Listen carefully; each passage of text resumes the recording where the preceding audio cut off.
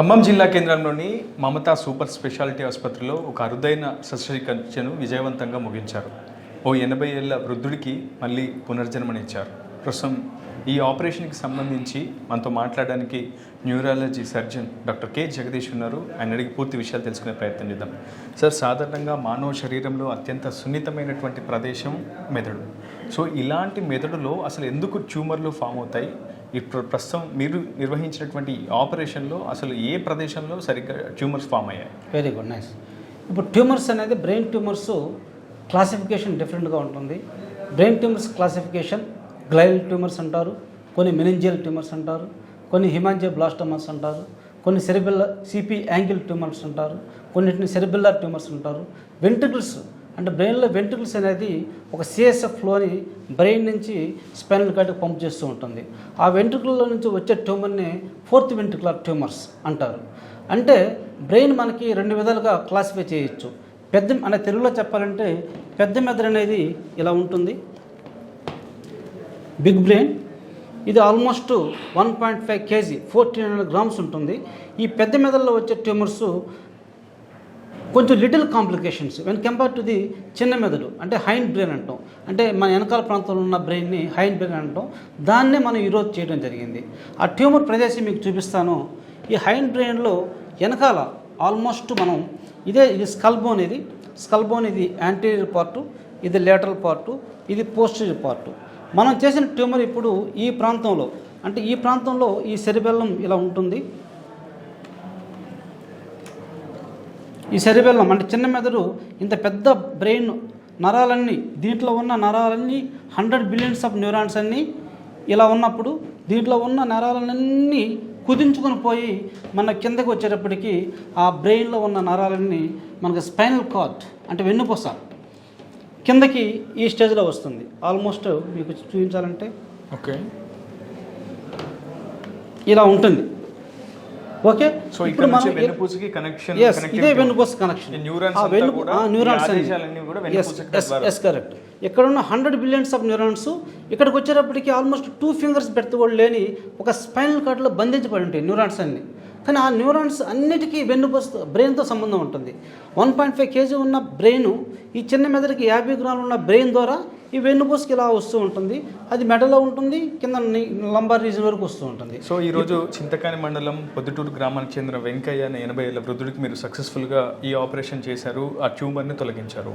అసలు ఈ ట్యూమర్స్ ఎగ్జాక్ట్గా అంత సున్నితమైన ప్రదేశంలో ఏ విధంగా ఏర్పడ్డాయి? అసలు ఈ పేషెంట్ మీ దగ్గరికి వచ్చినప్పుడు ఎటువంటి లక్షణాలతో వచ్చారు?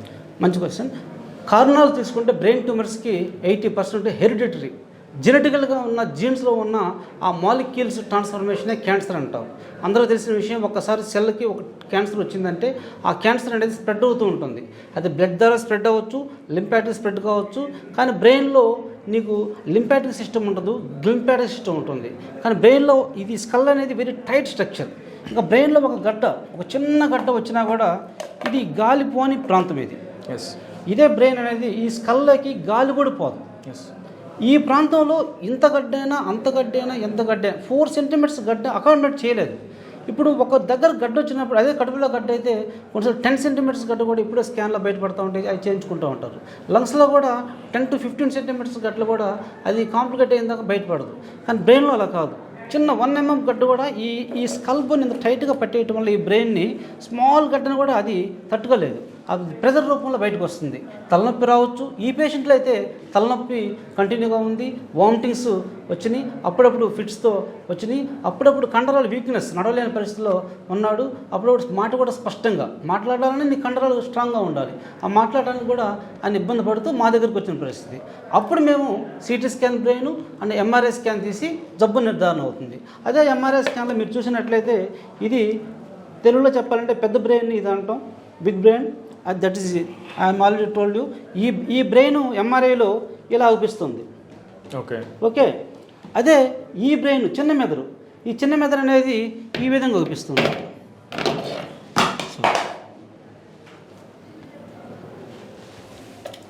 ఈ చిన్న మెదడు, ఇక్కడున్న చిన్న మెదడుని మీకు చూపిస్తున్నాను డయాగ్రామ్ రూపంలో ఇలా ఉంటుంది. ఓకే, అంటే 1.5 kg ఉన్న ఈ బ్రెయిన్ ఇక్కడికి వచ్చేటప్పటికి దీని ముందు బ్రెయిన్ స్టెమ్ అంటారు. ఇది సెరిబెల్లం, ఇది దీని ముందు ఉన్నదే బ్రెయిన్ స్టమ్. బ్రెయిన్ స్టమ్ అనేది ఒక 50 గ్రాములు 3 ఇంచెస్ ఉన్న పార్ట్. అంటే ఈ చిన్న మెదడుకి సెరిబెల్లంకి ఆ బ్రెయిన్ స్టమ్ అంటే మన 3 ఇంచెస్ 8 సెంటీమీటర్స్ ఉన్న బ్రెయిన్ స్టమ్ అంటే ఆల్మోస్ట్ నరాల్లో 100 బిలియన్స్ ఆఫ్ న్యూరాన్స్ క్యారీ చేసి ఆ స్పైనల్ కార్డుకి దీన్ని కంటిన్యూ చేసుకున్న స్పైనల్ కార్డు. ఆ కార్డులోకి వచ్చే నరాలన్నీ బ్రెయిన్లో ఉన్న 100 బిలియన్స్ ఆఫ్ న్యూరాన్సే కాళ్ళు చేతులకు సప్లై చేస్తూ ఉంటాయి. సార్ ప్యూర్గా ఇది టోటల్గా చాలా sensitive part. Very sensitive and very dangerous and very sensitive పార్ట్లో ఏ మిషనరీని వినియోగించి మీరు ఈ ట్యూమర్ని తొలగించారు? Very good. ఇలాంటి క్యాన్సర్లు 80 ఇయర్స్లో ఓపెన్ చేసిన తర్వాత మోలార్ వెడల్ అనే మైక్రోస్కోప్ తోటి మ్యాగ్నిఫికేషన్ చేసుకొని సెరిబెల్లంని మ్యాగ్నిఫికేషన్ చేసుకొని floor of the fourth ventricle magnification చేసుకొని టాన్సిల్స్ని మ్యాగ్నిఫికేషన్ చేసుకొని బ్రెయిన్ స్టమ్ని floor of the fourth ventricle identify చేసి అక్కడ ఉన్న మేజర్ వెదర్స్ ఉంటాయి. వర్టిబ్రల్ ఆర్టరీ నుంచి posterior inferior cerebellar artery PICA అంటాం. ఆ ఆర్టీరియల్ సిస్టమ్ని జాగ్రత్తగా దాన్ని సపరేట్ చేసి ఆ ట్యూమర్ని లొకేట్ చేసి ఆపరేషన్ చేయడం జరిగింది. దానికి మనం వాడిన ఇన్సిషన్ అనేది మీకు చూపిస్తాను.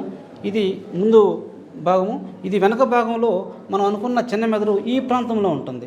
ఇక్కడ ఈ హోల్ నుంచే వెన్నుపూస కిందకు వస్తూ ఉంటుంది. ఈ వెన్నుపూస నుంచే చేతులకు నరాలు వస్తాయి, ఈ వెన్నుపూస నుంచే కాళ్ళకు నరాలు వస్తాయి. ఈ స్మాల్ అనేది ఫొరానా మ్యాగ్నమ్ అంటాము.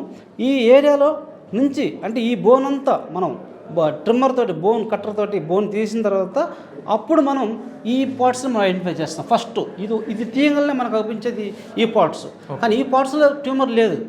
ఈ పార్ట్ ఇంకా ముందు ఆ ముందు భాగంలో బ్రెయిన్ స్టమ్ దగ్గర ఉంది ట్యూమర్ ఈ ఏరియాలో. ఇది బ్రెయిన్ స్టమ్.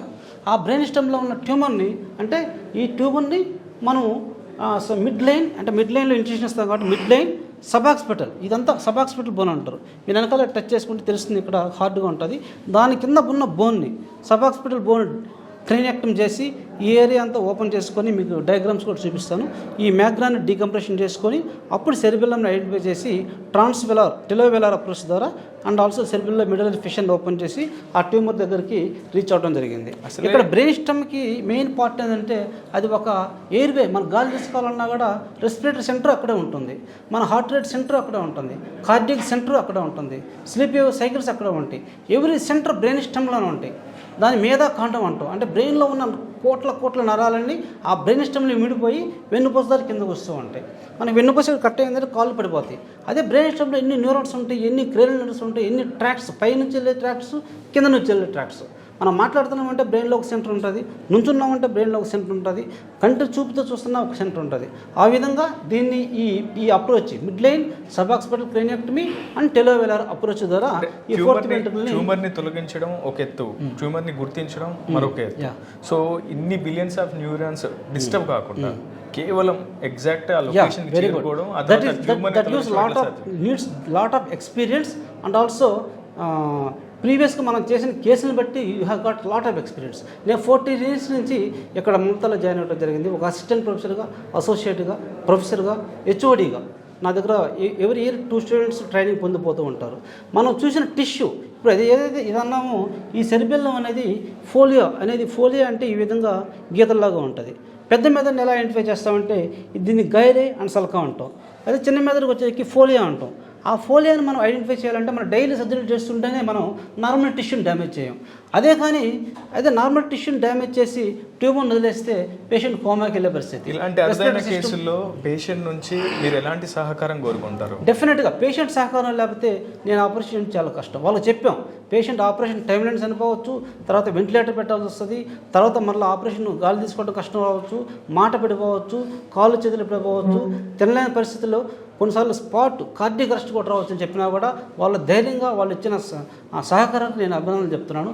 అలాగే మమతా ఎడ్యుకేషన్ సొసైటీ నాకు ఇచ్చిన ఆపరేషన్ థియేటర్ ప్లాట్ఫామ్ కానీ, మోలార్ వేడల మైక్రోస్కోప్ కానీ, all sort of instruments of craniotomy చేసిన ఇన్స్ట్రుమెంట్స్ కానీ ఇచ్చినందుకు అజయ్ కుమార్ సార్కి, జయశ్రీ మేడం గారికి, our dean principal Anuradha madam గారికి, సూపరింటెండెంట్ గారికి, మా అనస్థీషియా టీం అందరికీ స్పెషల్ థ్యాంక్స్ చెప్తున్నాను. Anyway congratulations sir. ఏదేమైనా అత్యాధికమైనటువంటి సాంకేతిక పరిజ్ఞానాన్ని వినియోగించుకుంటూ మైక్రో లెవెల్లో అత్యంత సున్నితమైనటువంటి ప్రదేశాల్లో నెలకొని ఉన్నటువంటి క్యాన్సర్ కణాలను, క్యాన్సర్ గడ్డలను తొలగించి డాక్టర్ కె జగదీష్ అందరి ప్రశంసలు అయితే పొందుతున్నారు. ప్రస్తుతం పేషెంట్ ఆరోగ్యం కూడా పూర్తి స్థాయిలో మెరుగుపడిందని, మరికొద్ది రోజుల్లోనే డిశ్చార్జ్ కూడా చేస్తామని చెప్తున్నారు. ఇది వీడియో స్నాంద్రూప్తో రిపోర్టర్ ఉదయ్, RTV మమతా ఆసుపత్రి నుంచి. మరిన్ని వీడియోస్ కోసం ఛానల్ ని సబ్స్క్రైబ్ చేయండి. లేటెస్ట్ అప్డేట్స్ కోసం వాట్సాప్ ఛానల్ ని ఫాలో అవ్వండి. ఆ లింక్ డిస్క్రిప్షన్ లో ఉంది.